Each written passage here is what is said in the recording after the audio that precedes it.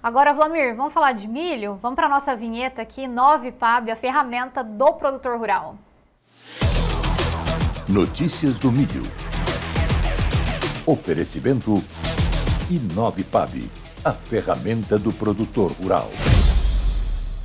Vlamir Brandalize, para milho, qual que é o nosso destaque para hoje? Olha, com relação a milho, vamos pegar a B3 aí, Fernando. Com relação a B3, hoje o pregão está olhando mais Chicago, no caso, que está em alta, e o mercado de Porto, né, que hoje está pagando melhor que ontem. Porto, ele segue muito a lógica de Chicago, né? Então, como o dólar não está tendo grandes novidades, e Chicago está em alta, o Porto hoje está pagando um pouquinho melhor.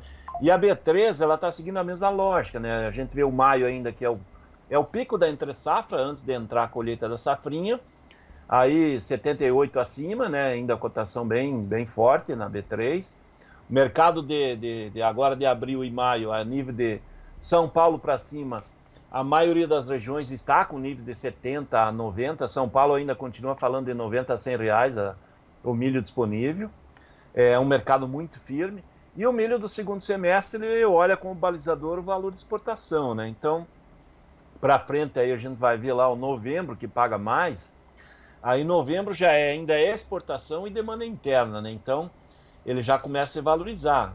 Setembro é pico de oferta da safrinha, né? Que a safrinha tem o pico da colheita julho e agosto, então setembro é um mês que tem muita oferta, e o produtor tem dívidas em setembro, então é o período que o mercado vai estar mais vendedor, e isso traz uma pressão com o mercado da própria B13. Então é esse o fluxo hoje, dia de alta positiva, mas aparentemente, se essa chuva que estava caindo agora no Rio Grande do Sul, ela entrar a nível de Paraná, Mato Grosso do Sul, próprio Paraguai, e melhorar as condições da safrinha, essa corrida altista da B3, ela perde fôlego já nos próximos dias, porque nesse momento a notícia é Chicago em alta, os mercados mundiais em alta, a B3 também chegando em lado positivo. Já lá em Chicago, o mercado de Chicago, ele está mostrando pressão positiva, porque ele agora está olhando efetivamente a questão de vai plantar 1.800.000 hectares a mais, a projeção é essa.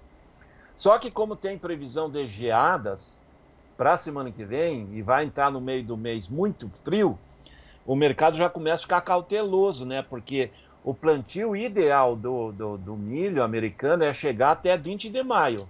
Plantou até 20 de maio, está dentro da janela boa. Passou de 20 de maio, a janela começa a ficar complicada, porque depois, normalmente, perde potencial produtivo. Então, o mercado já começa a olhar que esse ano o milho pode ter um plantio muito concentrado, e daí vai colocar a maior parte da safra americana na fase de risco ali no mês de julho. Porque se ele começa a ser plantado agora na metade de abril e vai plantando até lá perto do final de maio, ele passa para umas 6 semanas de plantio. E com a condição de clima que está nesse momento, ele pode concentrar o plantio em vez de 6, 7 semanas, em 3 semanas. Eles têm condição de plantar? Tem. Mas a grande questão é você colocar todos os plantios num período muito curto. Se der um calor extremo ali no mês de julho e seca nos Estados Unidos, vai pegar todas as lavouras na fase de florescimento e início formação de espiga. Então cai potencial produtivo. E o mercado olha isso, ele olha para frente. E automaticamente, mesmo com o crescimento da área americana, que pode resultar numa safra americana sem condições normais de umas 20 milhões de toneladas a mais, eles colherem lá perto de 400 milhões, 410, mesmo 20 milhões de toneladas a mais de milho, ele não consegue cobrir o buraco que está passando nesse ano, que é um déficit entre a produção e o consumo, de 26 milhões de toneladas nos dados USDA e de 30 milhões de toneladas entre o que está produzindo e o que está consumindo, de déficit que o mercado está vendo. Então, mesmo que o americano consiga colher 20 milhões a mais, ainda assim não consegue cumprir, tapar o buraco desse ano, e como o ano que vem o consumo mundial vai crescer, nós vamos continuar trabalhando com milho, tendo um buraco no abastecimento entre a produção e o consumo, que vai dar fôlego, né, para o mercado do milho. Dá para ver que as posições que estão mais fracas é o setembro e o dezembro, que é a safra americana, né, o início de colheita e final de colheita americana, que são as posições que estão abaixo de 4,5, E todos os demais meses estão acima de 4,5 bushel, sinalizando que o mercado do milho é positivo, de médio e longo prazo. Ele só está indefinido com relação a essa questão do período de colheita da safra americana, porque setembro é a oferta ainda da safrinha brasileira e início da colheita americana. E dezembro é fim de colheita americana, então é o período que normalmente as cotações são as mais baixas. Né? Uhum. Ô Wlamir, você trouxe esse alerta que é importante também, a gente pode ter essa concentração, né, de plantio de milho lá nos Estados Unidos, principalmente por conta do clima, mas queria que o senhor trouxesse aqui para a nossa realidade também no Brasil, como é que está a nossa safrinha, né, olhando principalmente, e o senhor também já adiantou, né, em algumas regiões o produtor não conseguiu fazer o plantio nessa melhor janela ideal de cultivo, enfim, qual é o balanço que a gente pode fazer da nossa safrinha? Olha, nós plantamos cerca de 17 milhões e meio de hectares. É muito parecido com o ano passado. A safrinha, com relação à área do milho, está muito parecida a nível nacional. Algumas regiões teve uma troca, né, do produtor plantou um pouco mais de sorgo, mas no geral está muito parecida a área. E nesse momento tem áreas que estão sofrendo com calor e com falta de chuvas. Então, ele está precisando de chuvas. Como tem lavouras ainda que estão novas, estão no fase de crescimento vegetativo, se essa massa de chuvas que está entrando, massa fria, né, que nem o Coutinho falou aí, que está entrando, ela se espalhar pelo Brasil e melhorar essa condição de umidade, então as lavouras vão evoluir. Então, nós estamos com tudo plantado, uma parte se plantou no começo de março e a maior parte se plantou em fevereiro. Então, está dentro, próximo da janela, com um pouco das lavouras aí, uns 3, 4 milhões de hectares, um pouco além da janela ideal. Precisa mais chuva durante o mês todo do mês de abril para dar uma condição, e essas últimas lavouras precisam de chuvas aí até a metade de maio, aí sim ela já vai definindo uma safrinha. Então, se entrar essa chuva agora, entre hoje e sexta-feira no Paraná, pegando parte do sul do Mato Grosso do Sul e partes de São Paulo, nós já vamos com um potencial de 95 milhões de toneladas, então o potencial.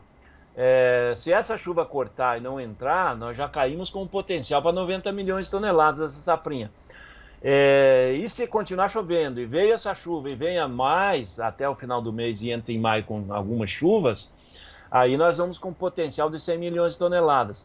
Aí é uma safra boa, né? Porque daí entre safra, safrinha e a terceira safra, provavelmente nós vamos colher aí uns 125 milhões de toneladas. Nós temos milho para aprender mercado interno e também milho para exportar. Nesse momento, as condições muito próximas do ideal é da safra do Mato Grosso, né? O Mato Grosso tem recebido chuvas, as condições estão dentro de um normal. Alguns locais chuva dentro do mínimo, mas a maior parte com condições adequadas, evoluindo bem. Eu acredito que se continuar nessas condições durante esse restante de mês de abril, ou o mês inteiro, né, que é o restante, falta o mês todo, né, com chuva no Mato Grosso, é provável que o Mato Grosso vai colher 50 milhões de toneladas, sendo a maior safrinha da história do Mato Grosso, né? Metade da safra brasileira certamente vai sair do Mato Grosso, isso com condições de clima bom ou ruim, metade da safrinha brasileira sai do Mato Grosso nesse ano, talvez até mais da metade, é isso que o mercado está olhando, mas o mercado é comprador na exportação. O mercado do segundo semestre tem demanda de ração recorde aqui dentro, esperado.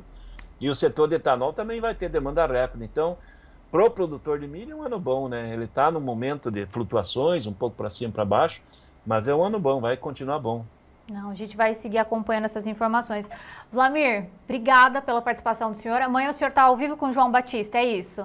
Amanhã nós estamos ao vivo lá em Adamantina, já na Expocanda. Falamos diretamente da Expocanda amanhã. Tá certo, vou esperar vocês aqui para trazer essas informações.